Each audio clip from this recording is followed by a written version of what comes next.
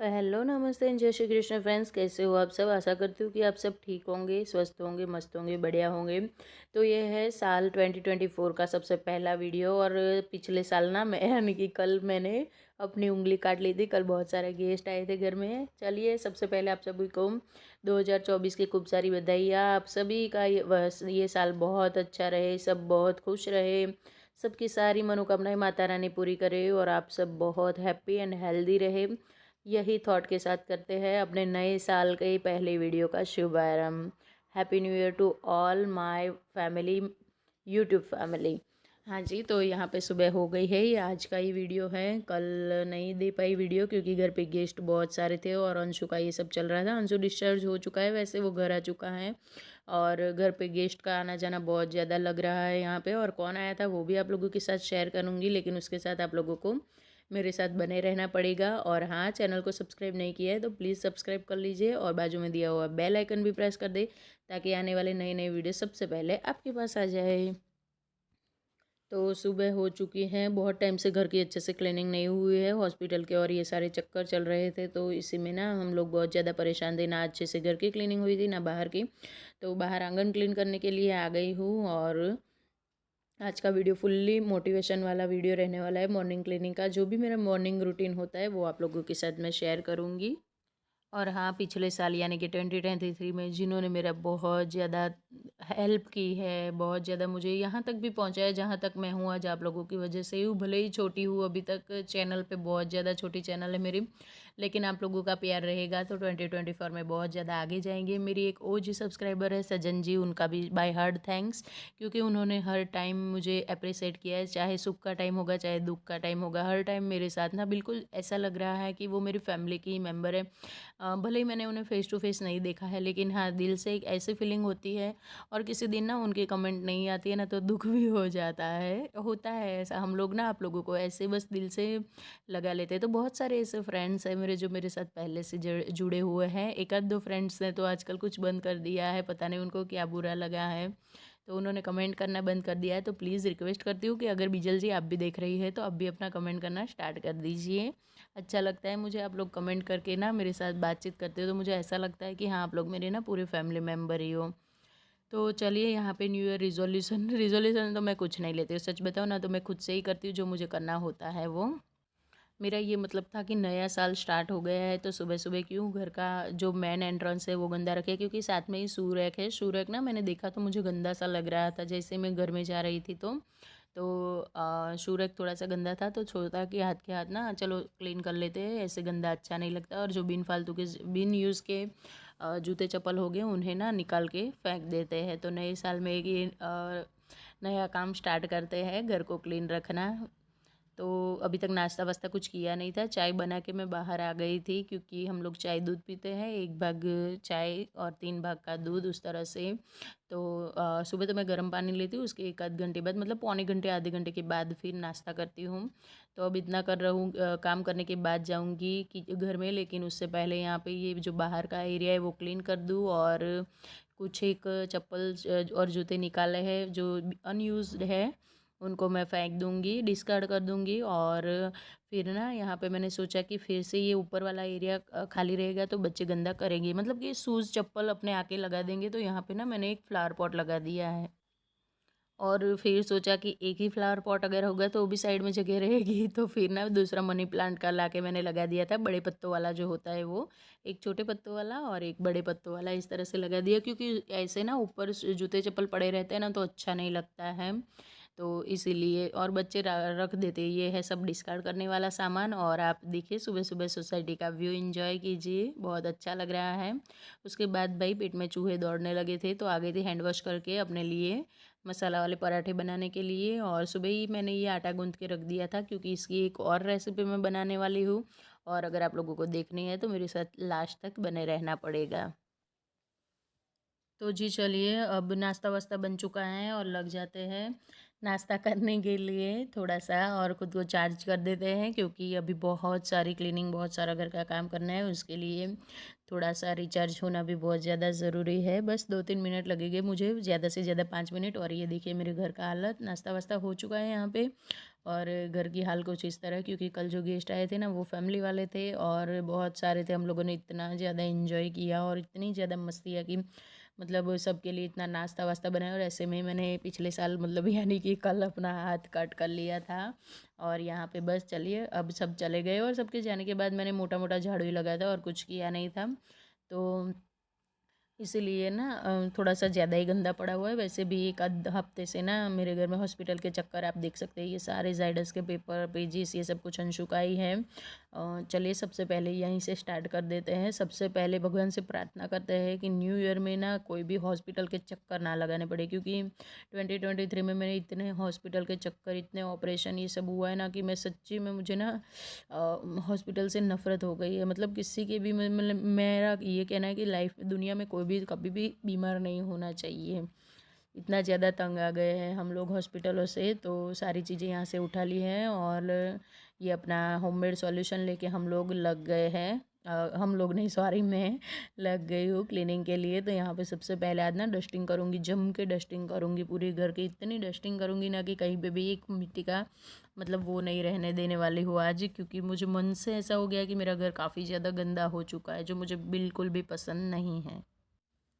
तो centre table clean करने के बाद, उसके बाद ये जो टीवी यूनिट के आजू बाजू में ये सारी चीज़ें पड़ी रहती है, मतलब पड़ी यानी कि कुछ छोटा मोटा सा डेकोरेशन, ज़्यादा इतना मैंने घर में कुछ डेकोरेशन कर नहीं रखा है, क्योंकि ना मतलब है एक प्रॉब्लम कि हमें शायद ये घर छोड़ना पड़े। ये कुछ न, इतना ज़्यादा वो नहीं है कि हाँ यहाँ रहेंगे या नहीं रहेंगे, या फिर क्या होने वाला है पता नहीं है। लेकिन हाँ ये तो तय है कि हम लोग सोच रहे 2024 में कि इस घर में नहीं रहने वाले। हमें ऐसा लगता है, मैं गलत भी हो सकती हूँ, कि ऐसा लग रहा है कि कुछ नेगेटिव वाइब्स है, कि हम पिछले 3 सालों से, जब से यहाँ रहने आए हैं, खुद का ही घर है अपना, 2019 में लिया था हमने ये घर। लेकिन रहने के लिए हम थोड़े लेट आए थे, काम चल रहा था घर का, और कोरोना और ये सब की वजह से ना घर के काम में थोड़ा टाइम लग गया था बनने में, रेडी होने में। तो हम लोग जब से रहने आए हैं ना, तब से मतलब हॉस्पिटल और ऑपरेशन का ये जो दौर है ना, वो ख़त्म ही नहीं हो रहा है। तो लग रहा है कि कुछ नेगेटिव वाइब्स जैसा। तो देख रहे, सोच रहे कि एक आध साल के लिए कहीं और रहने जाएंगे। अगर जाते हैं तो आप लोगों के साथ सब कुछ शेयर होगा, कहाँ जाएंगे, कैसे जाएंगे, क्या करेंगे। लेकिन सोच रहे हैं कि एक आध साल ना यहाँ से दूर रह के देख ले कि क्या हम लोग सच्चे हैं, या फिर ये हमारे, मतलब तकलीफ़ है नसीब की, या फिर यार अपने पे आती है ना तो समझ सकते हैं, लेकिन बच्चों पे नहीं, सहन नहीं होता है। तो सोच रहे हैं अभी तो कि हमें यहाँ रहना है या नहीं रहना है। तो इसलिए ना मैंने इतना ज़्यादा कुछ घर को सजाया हुआ नहीं है। यार ये ना एडिटिंग करने के टाइम पे, एक तो टाइम से हो नहीं रहा है, ऊपर से फ़ोन में ये प्रॉब्लम ऐसी क्या है ना, समझ में नहीं आ रहा है। बहुत ज़्यादा परेशान कर रहा है। मैं 4 बजे की लेके बैठी हूँ। अपलोडिंग का टाइम हो चुका है, मेरा वीडियो का अपलोड नहीं, पब्लिश करने का टाइम हो गया है, लेकिन अभी तक मैं वॉइस ओवर ही लेके बैठी हुई हूँ। पता नहीं क्या हुआ है फ़ोन को, 3-4 दिनों से बहुत ज़्यादा परेशान कर रहा है मुझे ये। चलिए, अब ये वाला जो भाग था क्लीनिंग का, वो हो चुका है। अब यहाँ पे टीवी यूनिट पे क्लीन कर लेते हैं। तो आज तो सोचा ही है कि रगड़ के अच्छे से जम के ना घर को साफ़ सुफ करने वाली हूँ मैं। नाइट में ही सोच के सोई हुई थी, तो फिर ये तो बनता ही है। हो जाता है यार। देखिए, एक आध हफ्ता अगर आप घर को अच्छे से डीपली क्लीन नहीं करते हो, वैसे तो किया था मैंने, इतना भी कुछ छोड़ा हुआ नहीं है। लेकिन हाँ, हो जाता है मन में यार कि कितना दिन हो गए हमने अच्छे से सफाई नहीं की घर की, और अब ना गेस्ट का आना जाना ज़्यादा ही लगे रहने वाला है। तो फिर जब भी कोई हमारे घर पे आता है, हम ऐसे ही घर क्लीन रखते हो, और उन टाइम क्लीन ना हो तो हमें थोड़ा सा मन में ना अच्छा नहीं लगता है, बुरा लगता है। चलिए, अब ऑलमोस्ट ये जो टीवी यूनिट वाला एरिया है वो क्लीन हो गया है। बस टीवी को क्लीन कर लेते हैं और फिर उसके बाद आगे के कामों में लगते हैं। अभी तक ना हस्बैंड और बच्चे सब सो रहे थे। आज लास्ट दिन है छुट्टी का, और हस्बैंड ने छुट्टी ली हुई थी। उनकी तो कभी कोई छुट्टी नाम की चीज़ होती नहीं है, तो मैंने सोचा चलो सबको सोने ही देती हूँ। और जब तक ना सब लोग सो रहे होते, हम जैसा चाहे ना वैसा घर का काम कर सकते हैं। फिर उठने के बाद वो लोग चल चल करते हैं बीच में, और ऊपर से किसी को ये चाहिए, किसी को वो चाहिए, और ना परेशान करते रहते हैं। तो फिर उससे तो अच्छा मुझे यही लगता है कि जब सब सो रहे हो तब अपने काम निपटा लो, और मैं तब तक नहीं उठाऊँगी किसी को जब तक ना मुझे सुकून से मेरा काम ना हो जाए, मुझे चैन वाला काम ना मिल जाए, तब तक किसी को उठाने वाली नहीं हूँ। अगर हाँ, वो अपने आप उठ जाते हैं तो बात अलग है। अब यहाँ पे आ गई हूँ झाड़ू लेके मैं, तो हॉल में झाड़ू लगा लूँगी, उसके बाद चलता है किचन की ओर। और बेडरूम में तो अभी जाने का नाम लूँगी नहीं, ना ही आप लोगों को दिखाने का नाम लूँगी, क्योंकि बेडरूम के हाल बिल्कुल दिखने लायक है नहीं।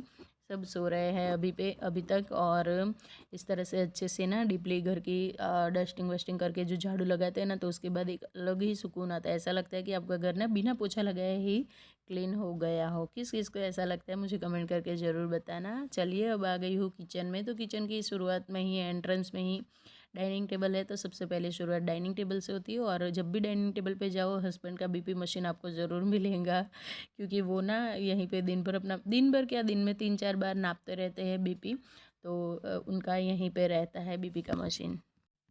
तो यहाँ पे डाइनिंग टेबल को अच्छे से क्लीन कर लिया, या डस्टिंग हो गई, उसके ऊपर जो क्लीनिंग करनी थी वो भी कर ली है। कपड़ा वॉश करने के लिए रख दिया, क्योंकि कल बच्चे बहुत सारे थे, सबने नाश्ता किया था, तो टेबल पे बहुत ज़्यादा केचप और ये सब गिराया था। तो केचप, सॉरी, डाइनिंग टेबल का जो कवर है वो वॉश करने के लिए गया हुआ है, तो इसलिए थोड़ी सी ज़्यादा क्लीनिंग करनी पड़ेगी। अगर कवर होता है तो ऊपर ऊपर से एक क्लीनिंग होती है और देखने में भी अच्छा लगता है, लेकिन धोने के बाद बिछा दूंगी। और यहाँ पे एक फिर किचन का ये जो सेंटर टेबल, अरे सॉरी, सर्विस टेबल है, वो क्लीन हो जाएगा। यहीं पे भी ना मैं अच्छे से ये जो सॉल्यूशन है और इसकी हेल्प से क्लीनिंग करने वाली हूँ आज।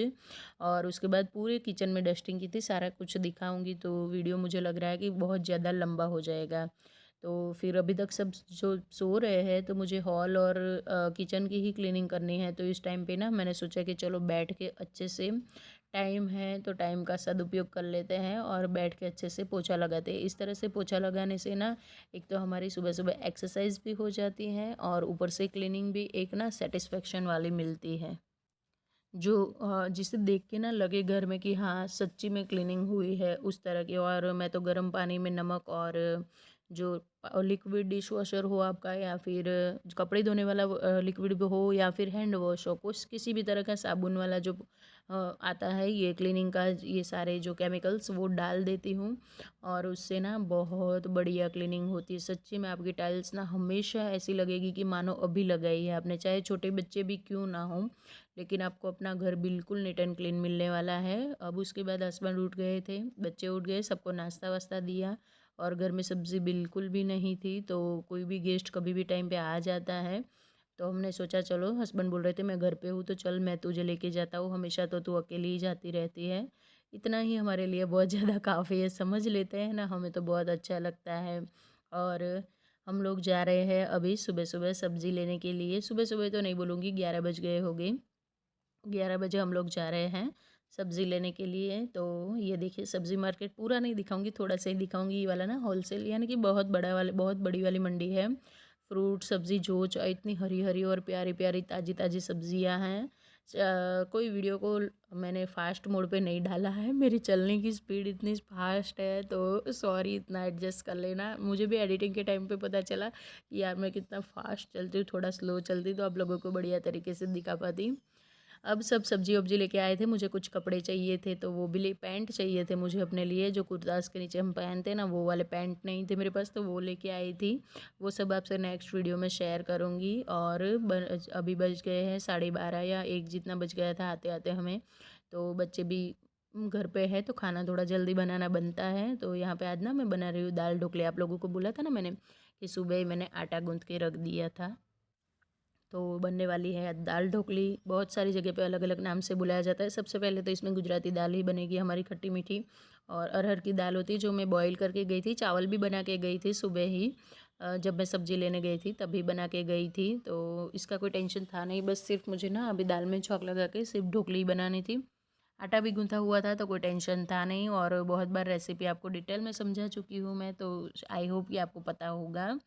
और अभी इस टाइम पे डिटेल में नहीं समझाई मैंने, लेकिन हाँ आप देख सकते हो कि किस तरह से बने। और ये देखिए जल्दी का काम शैतान का, मेरे ना नींबू भी गिर गए अंदर, दाल में ही गिर गए। लेकिन अच्छा है कि मैं हमेशा वॉश करके चीज़ों को यूज़ करती हूँ ना, तो कोई टेंशन नहीं रहता है। कि ये बेनिफिट होता है जब हम हाइजीन के साथ काम करना पसंद करते हैं।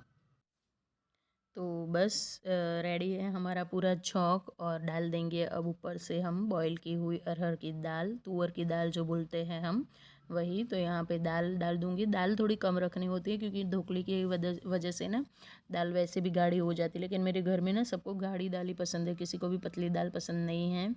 इसीलिए ना मैंने थोड़ी सी गाढ़ी रखी है दाल को। और यहाँ पे ये सैलड जो हस्बैंड ने साइड बाय साइड मुझे कट करके दिया है, तो मैं मिक्स कर रही थी सारा कुछ और दे दिया है सबको खाने के लिए, कि खाने से पहले ना मैं सबको सलाद खिलाती हूँ। और मुझसे ज़्यादा हेल्थ कॉन्शियस मेरे हस्बैंड है, वो ना हमेशा सबको खिलाते। मुझे ये आके, मैं जब ये काम कर रही थी, बार बार बारी बारी से आके खिला रहे थे, बोल रहे थे तू भी खा ले थोड़ी सी सलाद। वैसे भी सलाद खाना मुझे बहुत ज़्यादा पसंद है। तो बस इस तरह से रोटी को बेल लेंगे, उसके बाद इसके इस तरह से कट लगा लेंगे और सीधा जाएगा ये दाल के अंदर। तो जैसे जैसे दाल बॉईल होगी, साथ के साथ ढोकली भी बॉईल हो जाएगी और रेडी हो जाएगी हमारी बढ़िया सी टेस्टी सी दाल ढोकली। दाल ढोकली ना राइस और सैलड के साथ ही ज़्यादा खाई जाती है, और ये सैलड तो अलग से खाने वाला था, लेकिन एकदम छोटी छोटी कट की हुई ना प्याज बहुत ज़्यादा अच्छी लगती है अगर आप ऊपर से डाल के खाते हो तो भी। और इसके साथ छाछ के बिना तो ना इसका टेस्ट अधूरा सा है।